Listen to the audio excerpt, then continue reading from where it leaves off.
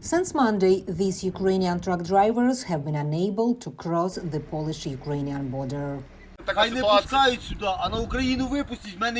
Ukrainian truck driver Oleg Dmitrunchik has been stuck near the Korcheva-Krakovets border crossing. 16 годин стою. I've been staying here for 16 hours. My cargo is bananas. I have to go to Khmelnytskaya city. 2 other border crossings are blocked too. In this way, Polish truckers are protesting market regulations in their country.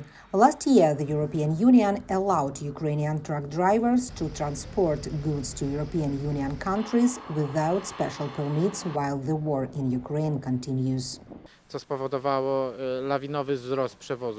It resulted in an exponential increase in transport by Ukrainian companies. Before the war, Ukrainian companies made 160,000 shipments. This year, until September, they made 880,000 shipments. This is a very big difference. Protesters are demanding that Ukrainian drivers be required to obtain permits to cross the Polish border again. Also, Polish carriers are concerned about the number of foreign transport companies that have opened recently in Poland.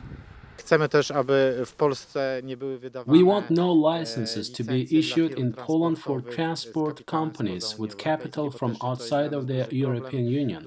Many companies from Belarus, Russia, Ukraine, Georgia and Turkey opened here after the outbreak of the war, which makes for unfair competition against us. Protesters are letting 1 truck through per hour, with exemptions for Ukraine military equipment and humanitarian aid. But some drivers say they cannot wait so long. Vadim Tereshenko is transporting ingredients for medicines, and the refrigerator in his truck broke down today. I got there and asked whether I could get an exemption. The police said no. Protesters take shifts manning the blockade and say they have permission to continue it until January. I drove 350 kilometers to be here. I came to relieve my colleagues so they could rest, because everyone has to work too.